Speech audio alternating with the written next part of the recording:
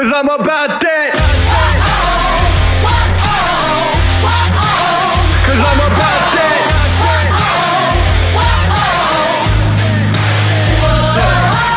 I'm about that come up, running up on them fools that are talking foolish. Try to get them funds up, killing them mics just like I ran and jewels in.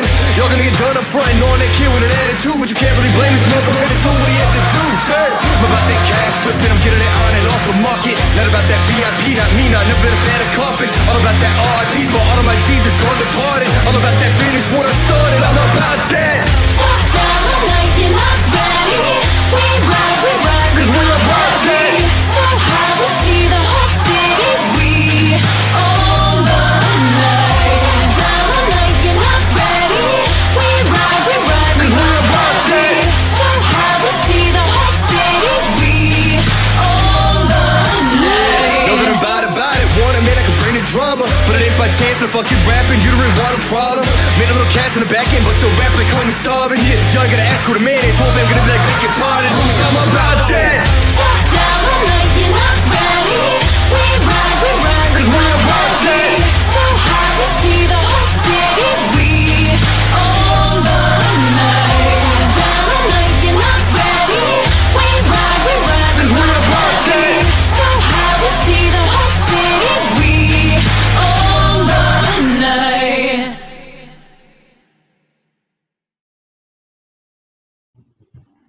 And welcome in once again to the YSN Power Hour. DJ Oakley with a bunch of my friends here. Some of them local, some of them on the beach, and some of them in a basement where we don't know their location. And some of them are literally behind Quinn. You can literally see me. So thanks for that, Quinn. I appreciate it. See, here we are behind the this guy. There we go. Hi. It's the magic of streaming, live streaming here on YSN. Welcome back to Michael McKenzie, fresh off the golf course, and a debut here today, boys, for Scotty Mincher, live from his luxurious house and fresh off of the streets here at East Palestine. Welcome, gentlemen. Welcome back, and welcome to all of you here today. EB must have a bad connection or something. He keeps popping off. And there goes Quinn. I don't know what the heck's going on here today. We've already started off as a train wreck.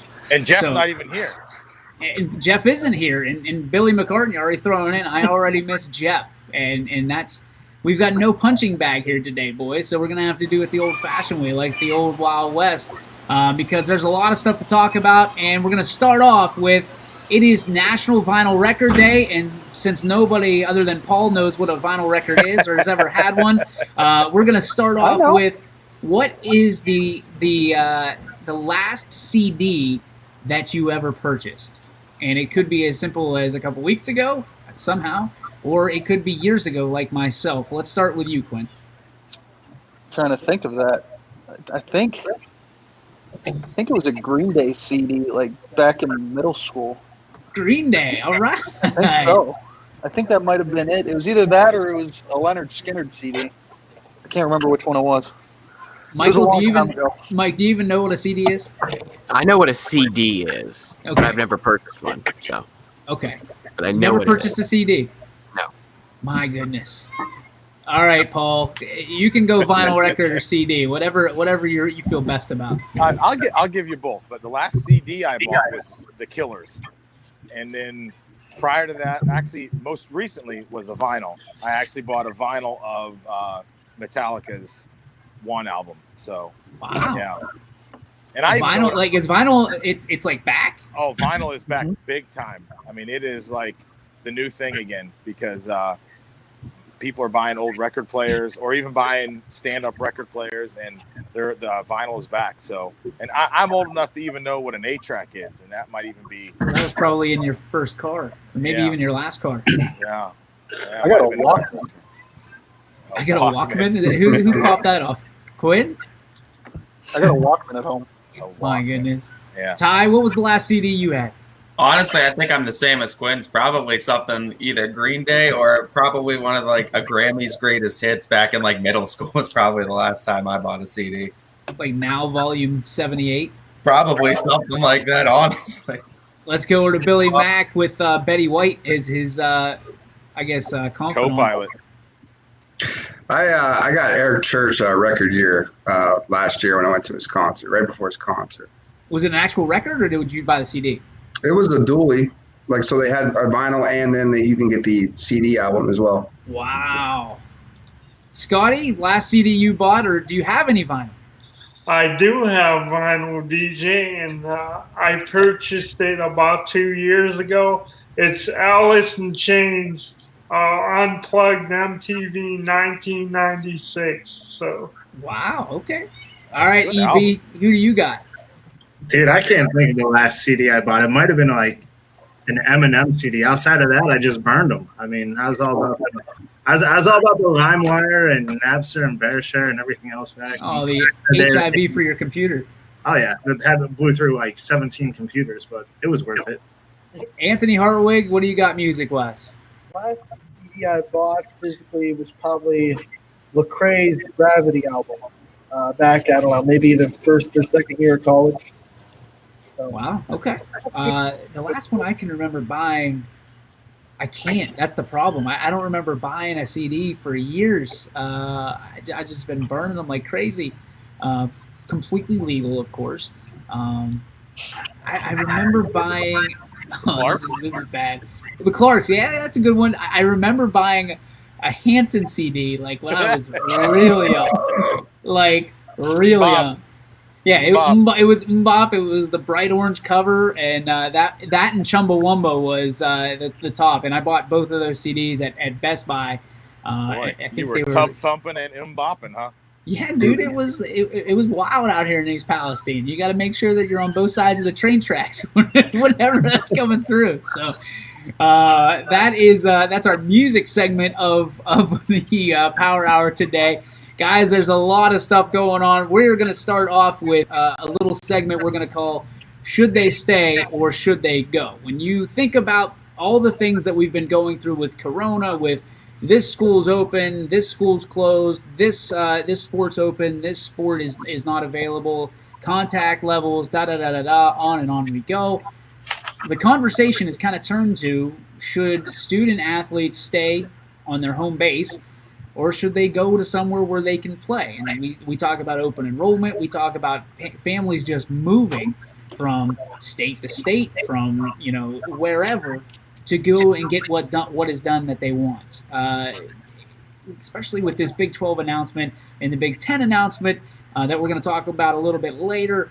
Do you feel that it's in the best interest of, if you were a parent, to have your son or daughter move into a different location or a different school just to play a sport, or should they ride it out for the education and what should have been their reason for being in that school or that district in the first place? You're talking about high school or college? Either one. This is open forum. Quinn, we'll start out with you. So to start in high school, I guess it kind of depends on how good your kid is. I mean, if your kid's a stud on the football field and they're not playing, that's like his way of getting to college or whatever, then I mean, I would say go for it so you can play and get to that next level. But at the same time, I guess, like, I don't want to say it, but if you stink, like, suck it up, deal with it. Michael, over to you. I'm going to start high school too. Yeah, if you go to a certain school because you want to join their football program and then that football program shuts down for the fall, sure, find another school in the area to play with. But if you think the academics there are great, you think the school's overall just great, you didn't go there just to play football, then, why not stay and ride it out and play either in the spring or wait another year to play football? Now, from a college standpoint, I don't see too many people transferring. Just the waivers and all the hoops that people have to jump through with the NCAA is going to make it a little too tough to, transfer and try to move. Let's say Garrett Wilson tries to go to Oklahoma to catch passes for Spencer Rattler and Lincoln Riley. I think that there's too many waiver and hoops to jump through at the NCAA to see a big amount of transfers like people are saying is going to happen. If Ohio State, let's just put it in this route. If Ohio State does not play football because of the Big Ten, and Justin Fields transfers to, let's say, Notre Dame, are you rooting for Justin Fields? Yep, I'm going to root for Justin Fields. No. No. If Ohio State's not thing, then I'm H-I-O, period, end of story. Go follow LeBron to the Lakers. going to say right now, I don't care what these scenarios. Justin Fields is not transferring. He will not transfer. You hope. Interestingly enough, I mean, I've heard, I've seen it on social media, and I believe he came out and had a statement. Think about how long it took him to get that waiver in the first place from Ohio State. It took him nearly a month. There's barely a month until the football season starts at the college level. Yeah, we're seeing some interesting. I mean, we're living in the Wild West right now. Let's just be honest. Anything is open door here, so I'm not surprised by anything anymore. Paulie, your take on this? I think the biggest thing would be whether it's high school or college is, so like what Mike said is, the restrictions. I mean, at the high school level, open enrollment's closed for almost every single school. So unless you move into their district, then you can't go just hop next door and go play for another school if your school's not playing. And I think the same thing's going to be true for the college guys too. Unless the NCAA or your state's, high school board opens those restrictions up a little bit and says, hey, listen, this will be the one time get out of jail free card. If you want to leave your school and go somewhere else, we're going to have that one time you can do that. If not, though, it's going to be too hard for kids to just get up and leave and go somewhere else because you are going to have to sit out if you go to a high school level thing, or you're going to have to you might have to wait the first half of the season or even a full season before you're eligible at the college level. So might as well just stick it out and stay there unless restrictions get lifted. Robert Swicka with a few nice comments, one of them being our Brady Bunch view and Hollywood Square type celebrities. We are Hollywood Squares today. We are. Look at that. I think we should try it one day and just Circle gets the square. Yep, circle gets the square style. Let's go over to Ty Bartell and get your take on this whole situation about should they stay or should they go? Honestly, I think kind of going off of what Quinn said, if you are an elite athlete, whether it's high school or college, it makes sense to move because that is your career path. If you are average, below average, or even slightly above average and you're just playing in college, high school, I don't see sacrificing your education to go. Not to mention, especially in college situations, if you are to transfer and you are at that college for a scholarship and you go to a different school and now that school has canceled their season, that the school you were at before revokes your scholarship. So now you're kind of stuck in limbo. Then you lost your scholarship and you're not playing. So, I mean, I don't know. It's a hard decision. You got to make smart decisions here, and you got to look at the thing as a whole. How many other schools are going to cancel? Is there even going to be a football season? Is it even worth it to transfer right now? Billy Mack, you're not buying any of this, are you? No, I just think it's too difficult. I'm not too familiar with the transfer rules with Ohio. Even moving in the district, I think you still have to sit out the back half of the season. So, I mean, not if you move in. Well, I mean, I think there's certain circumstances that applies to, but I mean, I think there's also a distance. I don't think you can move from, like I said, I'm not too familiar. So that would be one question that I have. The other issue is I'm not, if I have a kid and he's a borderline, I think this only applies to maybe football, maybe volleyball too, but most of the club outside of schools get you to that next level. You look at AAU basketball, you look at Bob Saint Park, Youngstown Astros. They do a great job of those type of clubs give you an opportunity to get looked at in college better off than just high school sports alone. Football would be the only issue with that, I think, personally. I'm with you on that. Scotty Mitchell, your debut, should they stay or should they go? Yeah, I guess I'll go with what I have studied more closely now. I've grown to love high school more and more since I joined the YSN team. I was big on it when I left, but I've always been a huge college fan. And I guess somebody like a Justin Fields, DJ, if he wants to go play somewhere else, I could see it because he could potentially improve his draft stock and be the number one pick.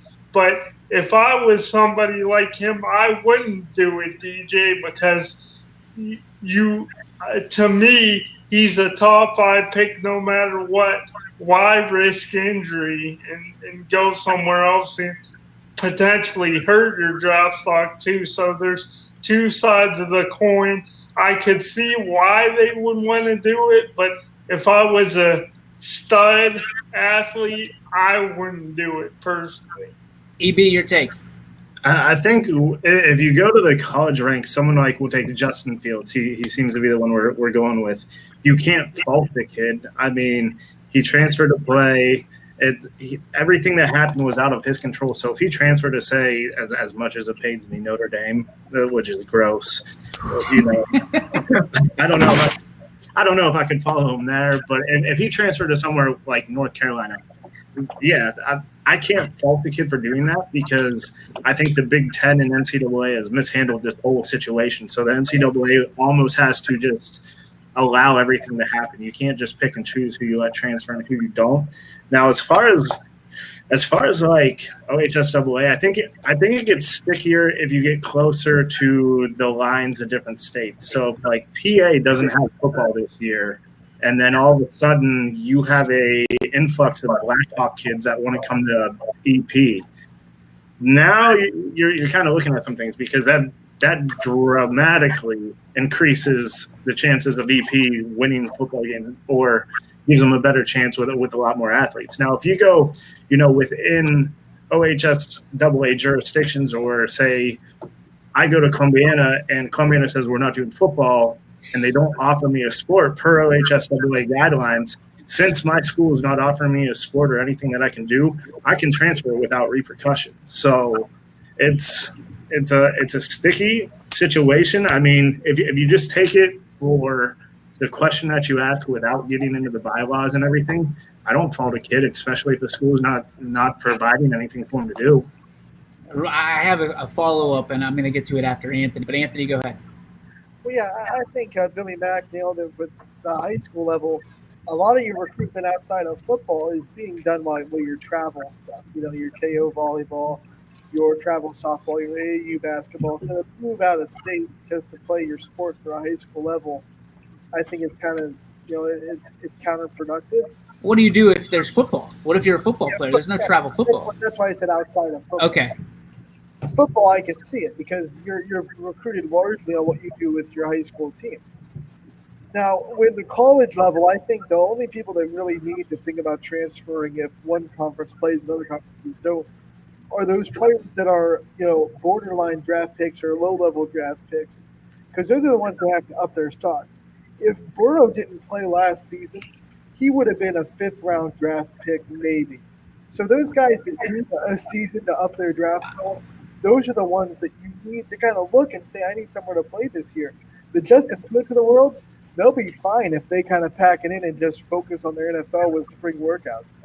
So I think that the transfers will come from the people that are trying to up their draft stock dramatically that are sitting in like a fifth round right now and want to fourth and fifth. I think there's some truth to that, but I also think that there's a big difference between the first round or the first draft pick, the number 1 overall, and the number 25 overall, and how much they get in guaranteed money. So, I mean, if you're Justin Fields and you're guaranteed to go in the first round, but you don't know where, there's a long way of guaranteed cash between number 1, which I don't think he's going to go because of Trevor Lawrence, and number 32. So if you're in his situation, wouldn't you want to better your chances? I think you can't do that. Top 7 pick anyway. He's a quarterback. I'm gonna be honest. He's top 5 for sure. Yeah. In my opinion. Who do you root for, Mike? Ohio State. And Billy? I mean, who's the second best quarterback in college football? I don't know right now because Trey Lance. Justin? I think Justin Fields is probably the second quarterback taken, but we saw how good the draft picks were during this year. Well, you said it yourself. If we don't have a season last year for Joe Burrow, he's a fifth-round draft pick, and he was the number 1 overall draft pick. So who's to say there's not another one of those guys out there, right? So, I mean, Justin Fields can be the number, top 5 draft pick for Ohio State fans, and I respect that. I think he's a great quarterback. He's also a mobile quarterback, and he's one hit away from being a 6th-round draft pick. Would anybody argue that? But the game's changing too. The NFL level, that quarterback position is changing a little bit. Okay, so you've got a franchise. You're going to pick Justin Fields over Trevor Lawrence right now? Nobody's picking No, I Justin really Fields like over Trevor Lawrence. I think he's mobile too. So I don't necessarily. I don't think that they're too different when it comes to being a mobile quarterback. Fields is think- more mobile, but they're both, Yes. but they both can be considered mobile quarterbacks. Yeah. Well, I think Fields relies heavily on his mobility, as opposed to Trevor Lawrence can get it done in the pocket and can utilize mobility if Yeah, need and be. that's what makes Trevor Lawrence the first pick in the draft. Yeah. I mean, yeah. I think Right, we all because agree. there's a huge insurance risk with a guy like Justin Fields, and there's again, this is all about whether should they stay or should they go. For my take, I feel that high school students should not put this much unless they are a literal like D1 athlete, guaranteed scholarship, all this stuff. If that's the case, then you have to go. You have to go to where you can be showcased. You have to go or have an honest, because a lot of these coaches, these recruiters are having honest conversations with their recruited athletes saying, we understand where you're at. Don't go crazy. I got to believe that's got to be happening, right? Because if you're waiting until your senior year to get recruited, you're behind the eight ball already. I think we've all learned that. We've all seen that. There's some 5 stars and blue chips that come out of it, but a lot of times they're being recruited all the way up through their freshman year, all the way up and into these programs. So Do you think this is one of those opportunities where the parochial schools could really separate from Ohio Athletic Association and kind of take off? by way of what? I mean, the public schools have always wanted the parochial schools out of Ohio Athletic Association anyway. You think this is an opportunity if something cancels where they say, hey, if we're Ursuline Mooney, if we're Moeller, or any of these parochial schools, you just say, hey, we're going to go ahead and play football. We'll play only parochial schools and we'll do some sort of a season. Because the idea being that those schools have more kids that need the showcase of their talent because they're going to get recruited. I don't think it has anything to do with that. I think it's just taking advantage of the situation of maybe some schools not playing. I don't think that we're seeing the schedule, and we're going to talk about the scheduling, just absolute flood of these schedules coming in. We're going to talk about if it makes sense to have games on the back end. I think open enrollment changed the game for the parochial schools when they started this, because now things have kind of evened out from the recruiting standpoint, which was always the battle, right? So I don't think you're going to see a day where parochial and public don't play each other, because that's like, who's the best?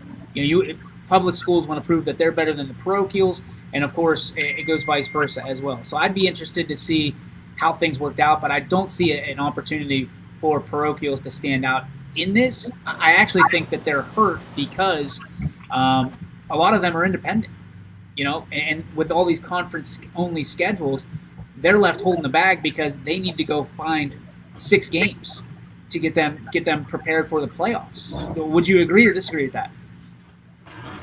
I mean, yeah, that's the free. They have a little bit different freedom too, is what I'm really trying to say. Is with scheduling, they could go and play all these parochial. So there's a ton of parochial schools in the state of Ohio. There's no restrictions on like how far you can go and play. The state of Ohio is a pretty big state. So if you're, for example, if you're Ursuline, I mean, I know the Ursuline's doing the SBC, but if you're Ursuline, you have an independent schedule, you can go down to Cincinnati and play a whole bunch of teams. I agree with that, and yes, but also you have to be careful of your students too, your student athletes, because if you go down to Cincinnati and you contract the coronavirus down there, then there's a lot more questions than answers. You could have done it right here. You could have done it here in Northeast Ohio instead of going all the way down to Cincinnati. I think people are nervous, and that's one of the things. There's no right or wrong answer right now because there's not enough information to be passed out of the virus. And I think we talked about it yesterday. I feel like we're fortunate we don't have to make decisions. We poke at the people that are making decisions for not making one. But I don't think I would want to be in a situation where every life in Ohio is on the line. And I don't care what the percentage is, because if I'm wrong and somebody dies, blood's on my hands, right? So I think it's a very fragile situation that there's no right or wrong answer for, and no matter what decision you make, it's going to be half right, half wrong. So We keep losing Paul, and it's driving me bonkers because he just keeps popping up with the waves crashing behind him. Guys, one of the things, the Big 12, go for launch. So when we talk about players moving around, there could be some players, some transfers into the Big 12. Do you feel it's fair that Big 12 teams would bring in already, they've got 85 scholarship athletes on their football team. Do you think it's fair to bring in recruits from other schools just because they're not playing? Yes, no, maybe? We'll start with Anthony on this one. Well, fair. The thing is, every other conference has the opportunity to bring kids in too, if I'm correct. I mean, if the NCAA allows that, they're having a board of directors meeting to decide what their transfer policy is going to be. And some conferences don't. So, I mean, fair is, as long as every other conference has the same opportunity, then absolutely it's fair. Well, if they're not playing, is what I'm saying. If they're not playing, is it fair to be able to do that? I'm not the person to answer that. I do think that the Big 12, I think they're like the tipping point to this. I think if they decided to cancel the season, then it would have been a lot more pressure on the SEC and the ACC. So the fact that they decided to go ahead with it kind of solidifies the fight for the ACC and the SEC to stay with it too. EB, what are your thoughts? I mean, I don't know if it's fair, right? That really comes down to the NCAA, and I have a feeling the NCAA will just shut it down to begin with. Is it fair? Yeah, because it's not the Big 12's fault that the Big 10 decided to shut down. Is it right? No, it's not right. And who's to say whoever Justin Fields or a quarterback from Penn State, they transfer down to Oklahoma or Texas Tech or wherever it might be. Those kids are going to say, well, it wasn't fair to me that my conference decided to cancel. So they'll look at it that way. But is it right? Definitely not. I mean, that's why I'm not a fan of. You can't have two of the Power 5 conferences saying we're a no-go, and the other three saying, oh, well, it sucks to be you guys, and they continue to do it. I mean, the list of things that or problems that it caused can go on, and I'm sure we'll touch base on it. So, as far as here's an interesting twist on this, and I think this is a more interesting question: is how far would your loyalty go if let's say you win a national championship with other players that weren't yours in August 12th? Yeah, dude, that's sort of I don't think that'll sit well with a lot of people other than the team that wins that national championship. I mean, would you rather win for all the time? Would you rather win second place with your guys or first place with somebody else's? You're the first or last, Ricky Bobby. that's kind of was my thought. If you're not first, then you're last. Like I don't play for second place, so whether I'm coaching Quinn's girls or my girls, LeBron teaches girls be at first place with mine, and I feel better. Like so as a coach or anything like that. From a competitive standpoint, you always go for first. But as far as everything that's going on, it's just I can, without trying to get into this and get off subject too much, dude, I'm kind of fumbling over stuff. Is it fair? Yeah, it's fair. I mean, you're always going to bring in the best players. You're always going to try to win with those best players, and you're in a pandemic, so. No one planned for this. So if you reap the rewards of this, then yeah, it's fair. Is it right? No. That's more of a judgment, and a lot of people will say no, it's not right. All right, Billy Mack, the floor is yours.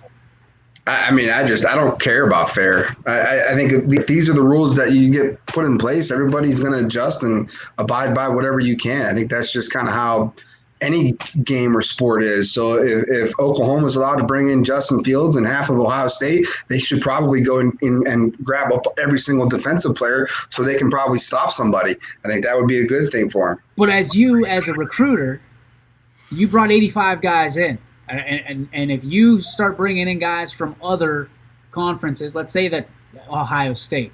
Yeah. How do those guys feel? I don't really care how they feel. I think it just comes down to the point of like, listen, we're Division One, we're the Oklahoma, right? We're gonna use that. We're Oklahoma Sooners.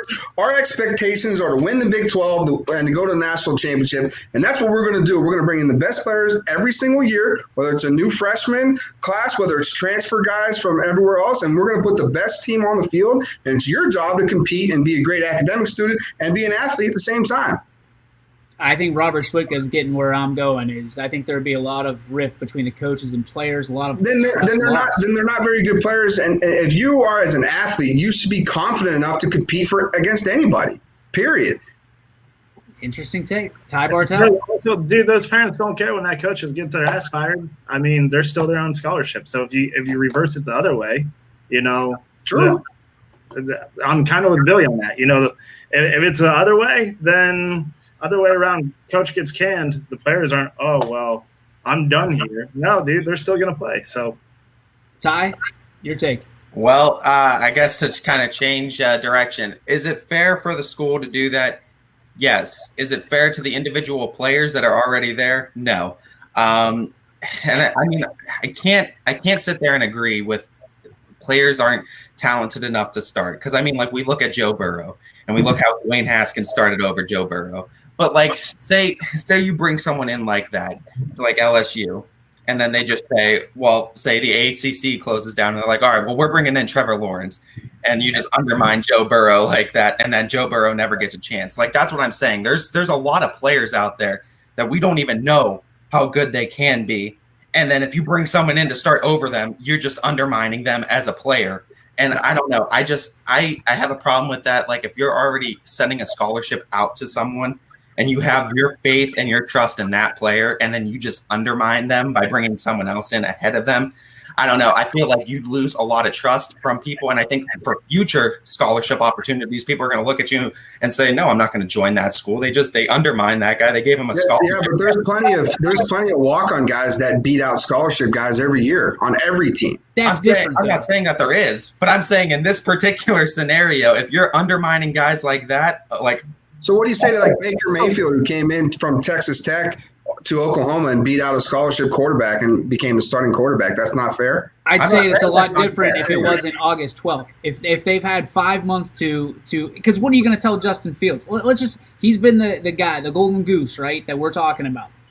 You're not going to tell him, if you're Notre Dame or Oklahoma or whatever hell school you are, you're not going to tell him, hey, you're going to have to come and compete for the job. You're telling him he's the starting quarterback.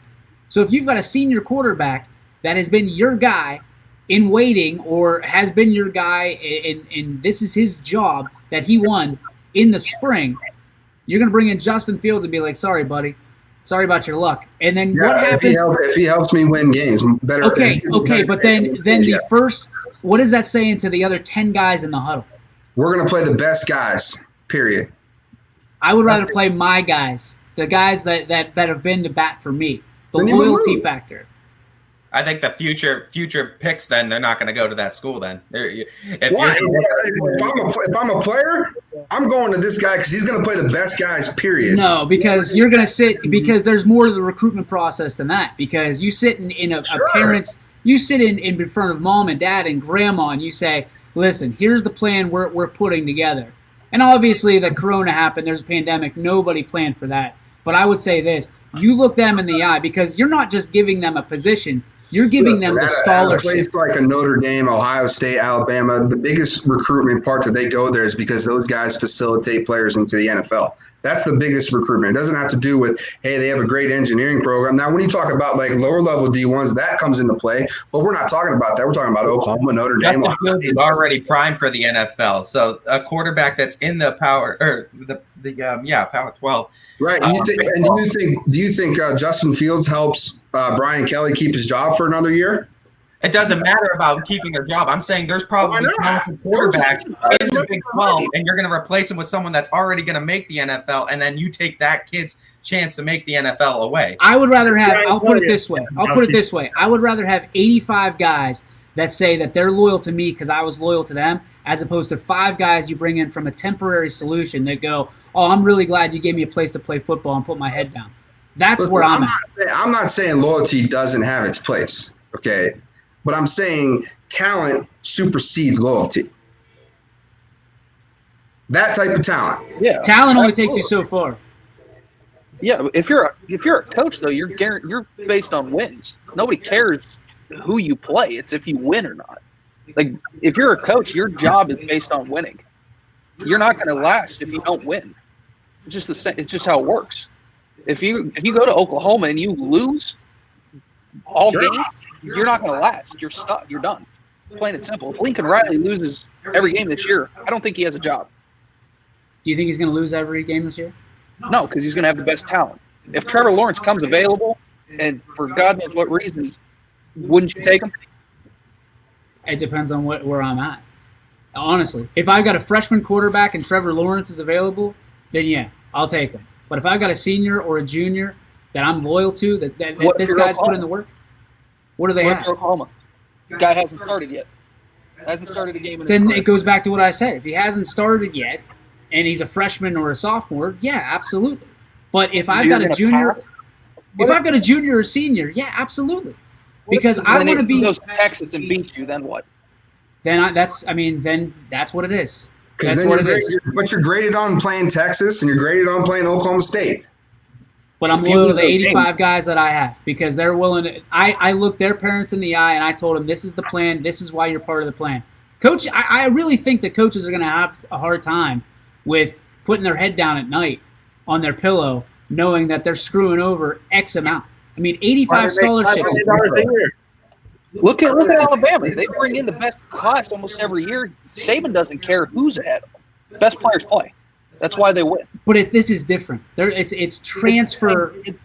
No, it's different. It's the same concept. You want the best talent. You want to win. You're 3 weeks away from the start of your season, and you're going to bring in somebody who hasn't even read your playbook to start over somebody and give a scholarship to them to do that for Trevor Lawrence, who's going to, let's say, he plays, 3 months for you and leaves for the NFL, and then you've got a sophomore or a freshman or a junior on your roster, he will automatically go back in the transfer portal. And I'll tell you what, I would hope that guy gets to play you next year, and he shoves it right up your poop. Another good player. The only position that's going to be immediately replaced by a guy coming in is a quarterback. Because everyone else, like if you running back. If you get a running back and then you do a tandem running back and now you have a 1-2 punch instead of one guy, that helps you out. This is not just quarterback, Anthony. This could be anything. But a running back's not going to come in and completely replace the guy. A quarterback will. A running back's going to come in and now you have 2 running backs instead of 1. A DN's going to come in. Or you have 1 running back instead of none.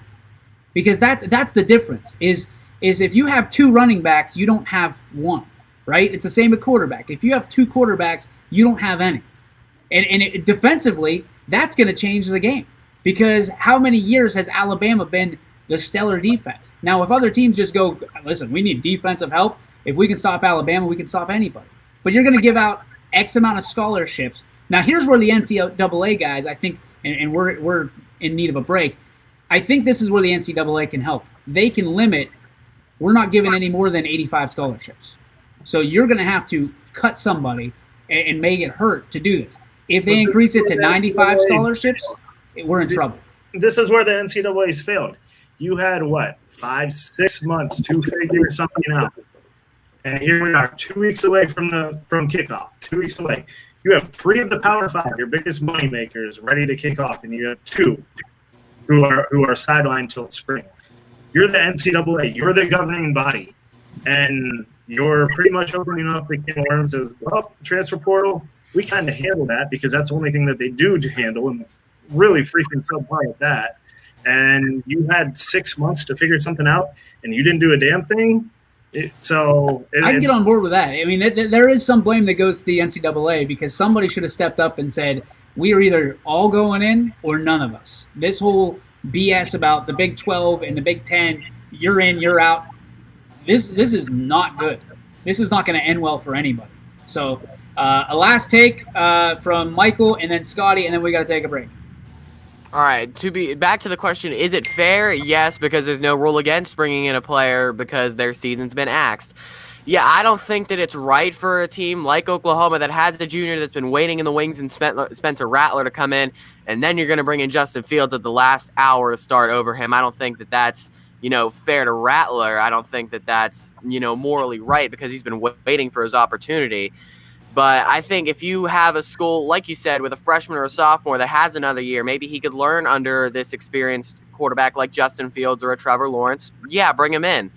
The quarterback's the only position where I'm really worried about this because, I'm with who said the 1-2 tandem punch, Anthony? Yeah, I'm with you on that because you're starting to see a lot of colleges go with that. Example, Ohio State last year with J.K. Dobbins and Master Teague. 1-2 punch, had one of the best running games in college football. I don't watch any other teams to know another example as an Ohio State fan, so blame me for that. But gladly, if I have a good running back at Oklahoma and I'm going to bring in, let's say, Master Teague, I'm gladly going to split carries there because they're two great running backs. Or maybe bring in Journey Brown from Penn State. I'm gladly going to give him 50% of the touches and give my starter 50% of the touches. Quarterback is the only position I believe where this is truly effective. Okay, interesting. Scotty, your take on this?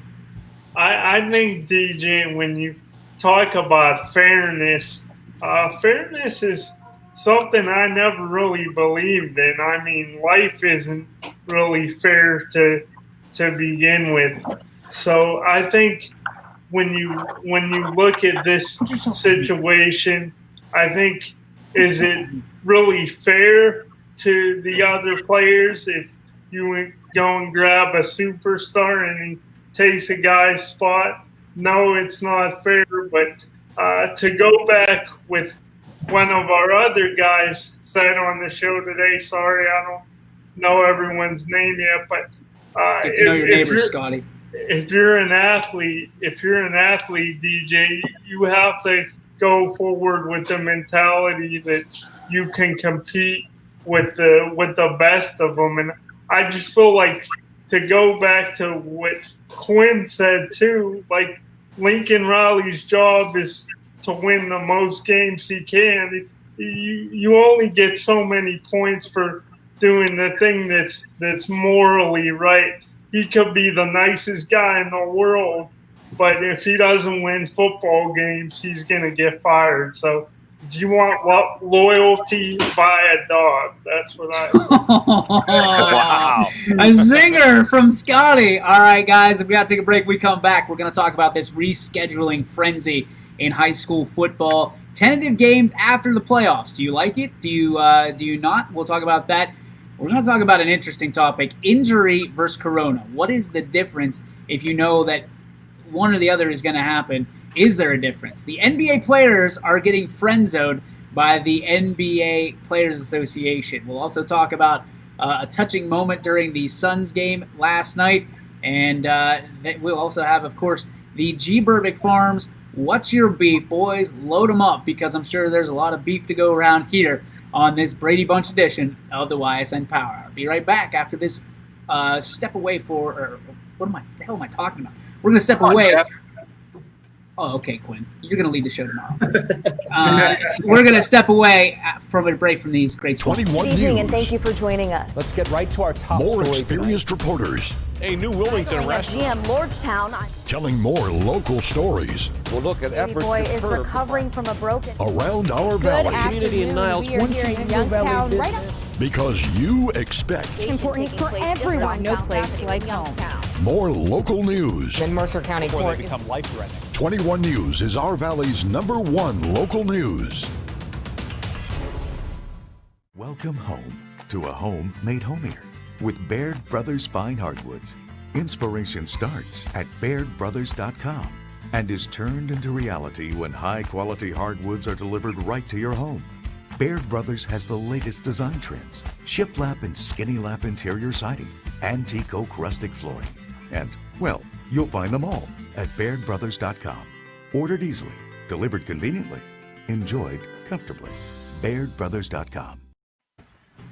And welcome back to the YSN Power Hour. DJ Oakley with you, along with a few of my friends. Before we get started on the next topics, Paul, what are you doing? Can you get some Wi-Fi, please? Yeah, I have the Wi-Fi. I was outside. Everything was great. I think there's maybe too many people out there downloading some stuff here at the hotel. So I had to come okay. in. I had to come inside now. So I don't know want to know what they are downloading, so we'll just step aside me from neither. that. But You're at a beach. Why are you inside to begin with? That's just. What's that? It's true. Why are you inside? You're at a beach. Why would they be inside to begin with? But I have no guess clue. I don't vacation like most people, so That's Yeah. true. Let's before we get to our next topic, I want to bring up to speed, guys, the 640 special on our partner station, Channel 21 WFMJ. Dana Balish will talk about the immediate future of the high school sports with Bo Rugg, the OHSA administrator and assistant commissioner. That is a cannot miss. We will be sharing it on our social media pages. There is a lot to talk about. Obviously, we are 9 days away from high school football. Are we going to be playing? Are we not? Hopefully, I don't anticipate that we're going to get every question answered that we need, but there should be some questions answered tonight. So make sure you tune in to WFMJ's social media page for their 640 special with OHSA's Bo Rugg. Guys, it should be okay, but you got to think too. I mean, the governor's the one guy we need to really talk to. I mean, right now OHSA says go. They're saying everything's a go. Let's go play. But the OHSAA doesn't matter because they can pass it a zillion to one or zillion to none, and the governor and the health department just comes out and goes like this, and it doesn't matter. We're done. We're toast. And they haven't approved anything yet. So until they approve something, we're not playing football. That's the crazy part of all of this. Exactly. I mean, and not to listen. Never mind. I won't get into it. Not for nothing. Yeah, not for nothing. Let's get into this real quick. The rescheduling frenzy that is underway at most high schools and with athletic directors and superintendents and coaches and players and guys. The rescheduling frenzy is you're playing 6 games leading up to Week 7 playoffs. The question is, do you play games after you are eliminated, and do you schedule games? I guess when you look at it from an outsider standpoint. Are you putting a lot of faith in your team's chances in the playoffs if you're scheduling games already for week 7, 8, 9, or 9 or 8, 9, 10 in that particular situation? Do you like this? I love it. I think it's cool. I think it's the athletic directors, the administrators doing the best they can and giving kids the best opportunity to have a normal season as they possibly can. But I've heard the other side too. Paul, we haven't talked in a while. Let's go to you first. Yeah. No, I actually think it's absolutely awesome. I mean, you brought it up with Edison, what Edison did. You know, they've got a 6-week schedule, 2 weeks into the playoffs, and then 3 games after that. I mean, listen, I think that's a perfect thing to do because if you take the chance and you happen to win some more games in the playoffs, you just cancel those games. No harm, no foul. And that's not a big deal. But if you happen to lose in the first or second round of the playoffs and you've scheduled 3 games on the back end, then go for it. You know, because the same might happen to you. One of those teams you scheduled in one of those 3 games, maybe they went a little further in the playoffs than they anticipated, and now that game gets canceled on you. But, I mean, that's the risk you take. Right now, I think these guys are trying to get as many games as possible in and say, hey, if they're going to open a door and let us play, then let's do as much as we can right now while we think we can until we either get shut down or that we just, the green light stays on and we can go. So I think it's awesome. Everybody should be doing it. Billy, how do you like this rescheduling frenzy? Yeah, I think they're trying to make the best of a bad situation. I can get behind it. I think at some point teams are going to have a hard time finding teams. Then you might have a 20-30% of the team saying, "Hey, we're out of the playoffs, we're done." So you need to schedule these games now, and you can always cancel at the end of the day. There's a list. I mean, if you look at the NE8 situation, I guess is the best way to look at it. And as I'm going to pull up their revised schedule. Obviously, with 8 teams in their conference and only 7 teams to play, one of those teams gets axed. So you look at basically the list of games. Girard will not play Struthers. Hubbard will not play Niles. Jefferson will not play Poland. Lakeview will not play South Range. If you are a commissioner or administrator, for that 7th game, should you play the other team in your conference, or should you just go and go kind of rogue and find another team if that other team is essentially in the playoffs? I think that's an opportunity to get your rivals in that you maybe like a Canfield, Poland. Your non-league games that got canceled. Yeah, absolutely. Keep that relationship alive going forward. But what about the conference foe? I guess is if they're out there and they're available, should they get the first? If the league's not going to force you to, then no. But now your league could force you to do that and say, hey, listen, if you have a week open and this team's open, then you guys need to play each other. The league could force you to do that because you're in a league. But if they don't, it's a Wild West, man. Go get it. I agree with Billy Mack. Go get those, those rival games, those non-conference games you've had in the beginning, and get them in there.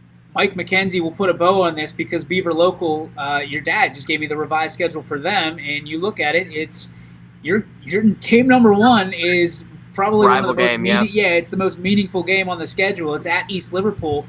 Then you go at Barnesville, Indian Creek, Minerva, at Edison, and then Bel Air. I mean, how do you feel about this reschedule?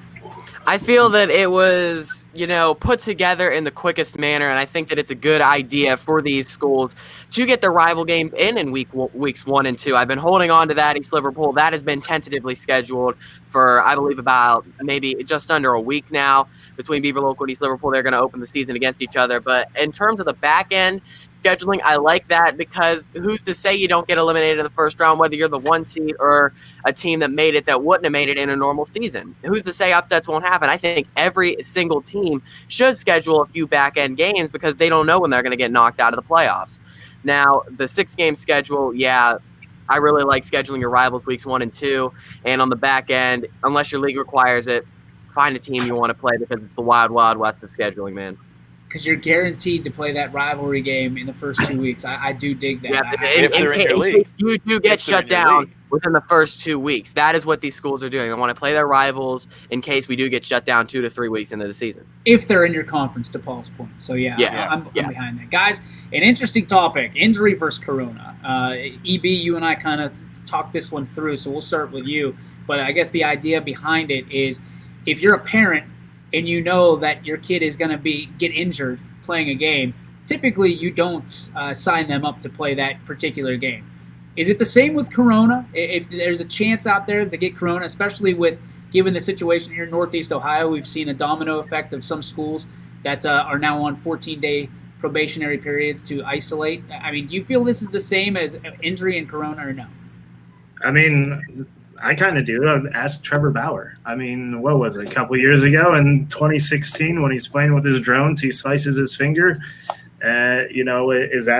Was he planning on that? No, he probably did it hundreds of times. You play a sport hundreds of times, your chances are as good as rolling an ankle. And really, the chances of you breaking your back playing football, is there a possibility? Yes, because it's a collision sport. Now, the chances of it happening are probably, 99% that it doesn't happen. Sort of like corona. There's a 99% chance you don't get it, or if you do, you'll survive, and it's going to be okay. It's to me, it's kind of all the same. It's all relevant. It's all redundant. It really. Anything you do, especially in sport, you're assuming the risk. That's why we have to get physicals. That's why we sign waivers. That's why you sign a contract that if there's a possibility of death playing this sport because you're doing it with increased heart rate, or you could hit your head, or you could die. That's why you sign all these things at the beginning of the year. This is just going to be moving probably from here on out. It's going to be another piece of paper that we have to sign saying if you contract corona or another illness through the sport, you can't sue the school because you assumed all risk. Ty Bartell, your take. I think I agree a lot with what EB says, but I think when you sign these contracts, right, when you're signing these papers, I think what the virus has done has kind of magnified the death risk in it. So now it's not just like, oh, here's a bunch of words on a paper, here's some fine print, let me sign it, this will get my kid to play football. Now it's like in bold, like possibility of death. Is there small chance? Sure, yeah, of course. But now that there's those, it's like in bold right there on the top of the page. And I don't know, I feel like there's going to be a certain percentage of parents that are going to look at that and be like, well, I don't want my kid to do that, and then sign off on it. I think what Corona has done more or less is put it more into light, per se. The whole possibility, granted, like I said, it's a small possibility, but it's really shining the light on that possibility when really parents would just look at that. Most parents are going to look at that and just, they know the risks, whatever, and they just sign off on it, But I don't know. I feel like I said, I think Corona has put it more into the spotlight than anything. Anthony Hartwig, your take to put a bow on this. Yeah, to get off what Ty said, I think this isn't the Apple terms of service anymore, where you just check the box without reading it. This kind of state of the world has made the parents, I think, a little bit more vigilant, maybe a little bit more decisive about what they want their kids to do and not do, and there's this overlooming fear factor of the coronavirus, because it's something that is completely out of your control. It's not like you tweaked the ankle if you took a cut that you shouldn't have taken, or you made a jump over the line that you shouldn't have tried to make. It's just, if someone coughs on you, all of a sudden you have coronavirus. I think there's this fear that's overlooming that is making it a little bit different. But to EB's point, it's all the same. It's all the same because I get it. Yeah. Zinger! Y'all got jokes. It's okay. But yeah, there's really no. I mean, the risk, you take it, and there's really no difference in the reality. But I think perception's important, and the perception is different. I can appreciate all those points, guys. The next topic for us is going to be, it's an interesting one. The NBA players and the NBA Players Association, they're getting friend-zoned right now, is the best way to describe it, because as the NBA prepares, and this is coming from ESPN.com, as the NBA prepares for the arrival of team guests into the bubble for the start of the conference semifinals this month, the league is requiring players to provide proof of long-standing relationships with non-family members, according to a memo obtained by ESPN. Basically, they're saying that you're not going to have booty calls come in to the bubble. There's, and I didn't know this, that the only players or the only people in the bubble right now are directly associated with the NBA. Now they're going to bring in people from the outside. Things could go quickly on upside down. When you look at this, Billy Mack, do you think this is the NBA trying to look out for themselves, or do you think that this is just going to fall flat on its face? Well, I think it defeats the purpose of their idea of the bubble. So I think they should have just said, "Hey, family, wife, kids, parents, done. Next." I can get behind that. I mean, really, the bubble is supposed to be an isolated containment, and now you're opening things up. Quinn, do you like this idea, or is this terrible? No, this idea is terrible. I mean, I think a lot of this is kind of Lou Williams' fault at the same time.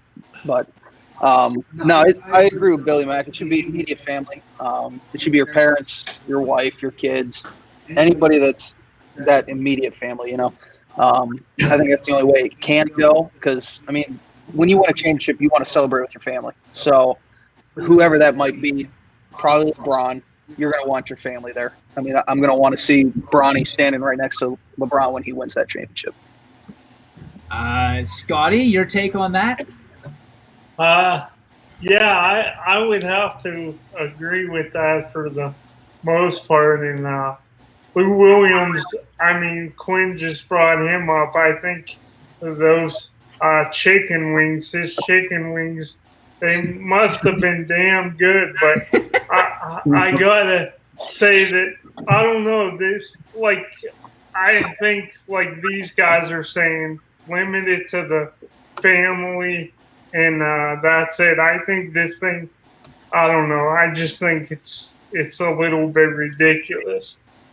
To move on to our next topic, the last topic before our G Bourbon Farms What's Your Beef, guys, a little bit of a sentimental show after we kind of nudged the NBA. Did anybody catch the Suns family members announcing the starting lineups last night?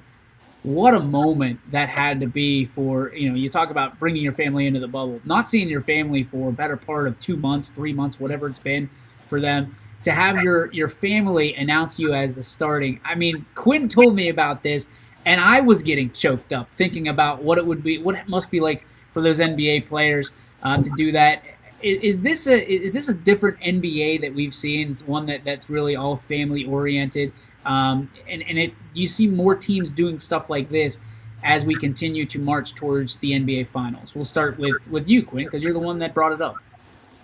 Yeah, I mean, it's a great idea. I think watching that video, I mean, I'm not an emotional kind of guy. You guys all probably know that, but it was something that I kind of looked at, and it got to me a little bit. I mean, seeing the players' reactions to their family members kind of announcing them and all their different ways that they did it, it provided a special moment. And I think, honestly, it's a great idea.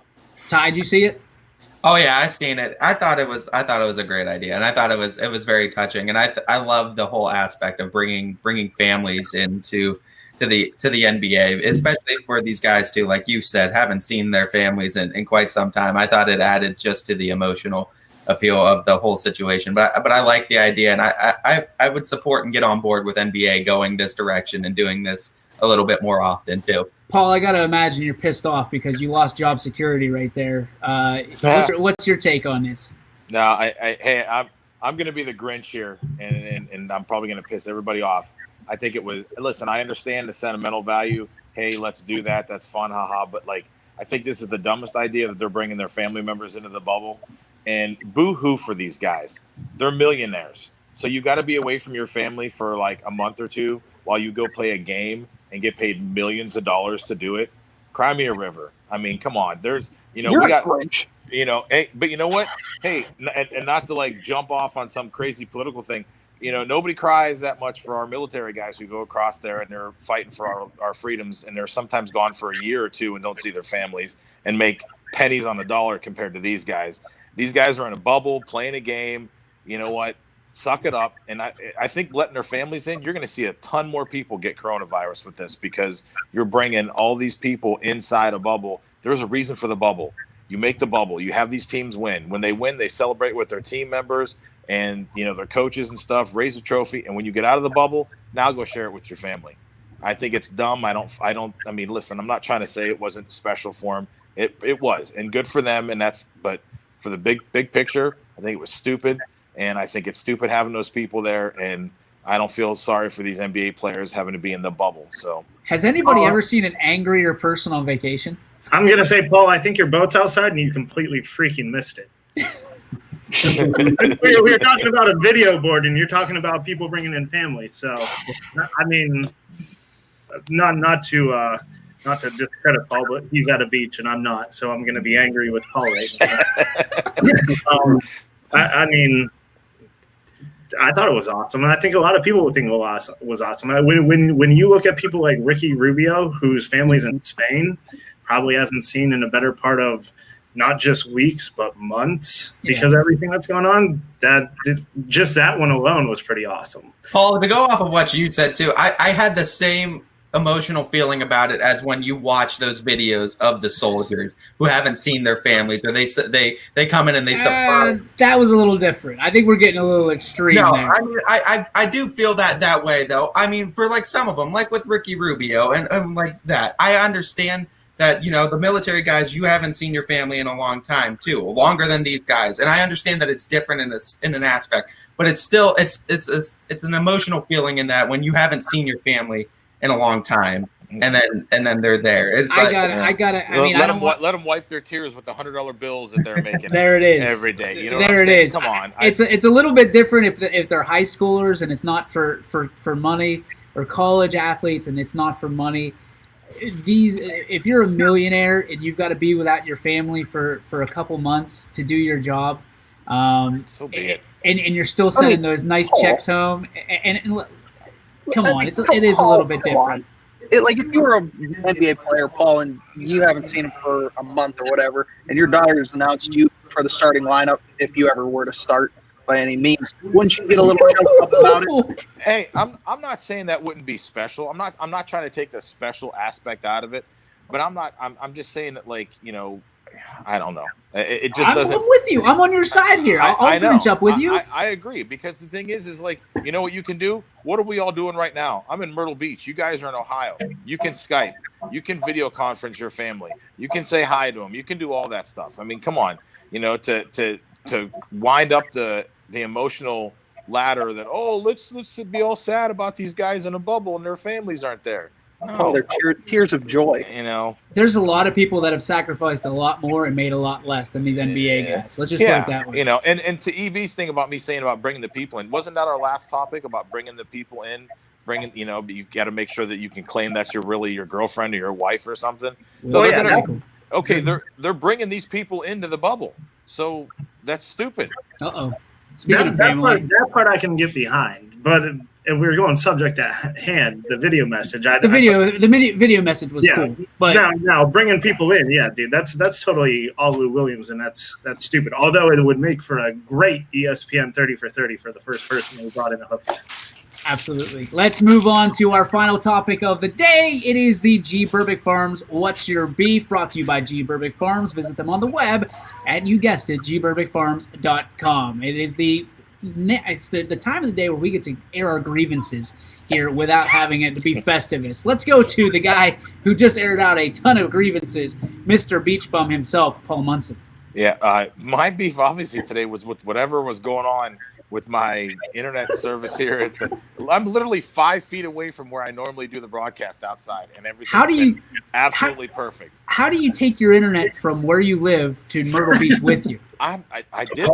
It must have followed me. It took a couple days to catch up, but no, I mean, I'm on the internet here at the hotel. I'm on their Wi-Fi, and everything's been great every day except for today when we put the Hollywood Squares lineup up there, and it just kept kicking me off. But I came inside and we're fine. The America Online's catching up to you. Yeah. So on to you. And real quick, are we not going to address the question of the day, or that's just online stuff? What's that? The dinger or the strike? Yeah. Go ahead, Paul. That was a good one. I'd rather hit a home. I'd rather hit the hit, have the hit to win the game. Dynamite drop it. We appreciate it. We'll count it. We'll count it on our poll today. There we go. Well, I don't think it was even a hit, was it? It was a walk to win the game, or we call it a walk-off. Walk-off hit for all you. Oh, there you go. Catch up to the sports there. Jackass. Jeff is rubbing off on him. Jeez. Hartwig, go ahead. My beef is with Desmond Howard because last week when the Pac-12 and the Big Ten players came out with whatever you want to call what they came out with, their list of grievances or demands, he was all for it. He was a leading charge, and he said the players should have a voice, players should stick up for what they believe in, whatever, But today, when the players spoke out against the idea to stop playing, he changed his tune and said, "Oh, this is so disrespectful. The players shouldn't be speaking out on it." Desmond, pick a side and quit flip-flopping. Ty Bartel. My beef is with coaches that aren't loyal to players that have been loyal to them. Whammy. Scotty Mincher, what's your beef? Well, my beef was going to be with you, DJ, but Paul actually triggered something in me, so I changed my beef. My beef is these NBA players, and it's not just the NBA, the professional organizations around the world, these commercials when the players say we're all in this together. No, we're not. You're multi-millionaires, and they could get all these chicks they want to just come out the wazoo. Tell me we're all in it together when you have to get your ass wiped by somebody else. Then we're all in it together. That's my beef. He won the walk-off hit by Scotty Mincher. That's it. That's the dinger right there. The beef's over, guys. Let's go. EP, chop that. I was gonna say, dude, my beef is with the NCAA and presidents of the Big Ten and Pac-12. Presidents, it seems like it was easy to say no to a season, and I don't think you took a poll where you talked to these players, these coaches, or anything else. And then also NCAA, I can't say the explicit that I'd like to, but where the freak have you been at? Because you've had months to plan something, and you have not done it. Outside of that, I don't have the problem Scotty does. He wins. Billy Mack, you're up. My beef is anyone who doesn't support other players coming into other teams and allowing them to play if they're the best player. Okay. You play to win the game. I got something for you. I'm not going to say it. Q, go ahead. Yeah, it's kind of like Billy, but with the coaches that are going to complain about it when they have the same opportunity to get these guys. Like, it's not my fault that your program stinks compared to Oklahoma. Deal with it. Wow, I'm going to go the exact opposite way with everybody. I'm going to say my beef comes down to people that aren't loyal and coaches that aren't loyal to their guys. and they want to, look at, I guess, prettier pictures or whatever, better players, quote unquote. Like, you recruited these guys, you made them a promise. It would be much different if it was the other way around, right? No, you make a promise, you fulfill it. Loyalty goes a long way with a lot of people. It's going to teach you a lot of adversity. I agree. If you have an opportunity to win the spot, it's different. But if you're telling somebody, and let's be honest, if you're telling somebody that the spot is theirs and they haven't earned it inside of your four walls, that's a bullshit move. So loyalty goes the rest of the way for me. I get it where talent wins a lot of times, but hard work beats talent when talent doesn't work hard. So that is going to wrap up the Power Hour for Wednesday. What is it? Wednesday. We'll see you guys tomorrow, Thursday, from 3 to 4 right here on YSN. All that and a lot more coming up on your sports network. So long, everybody.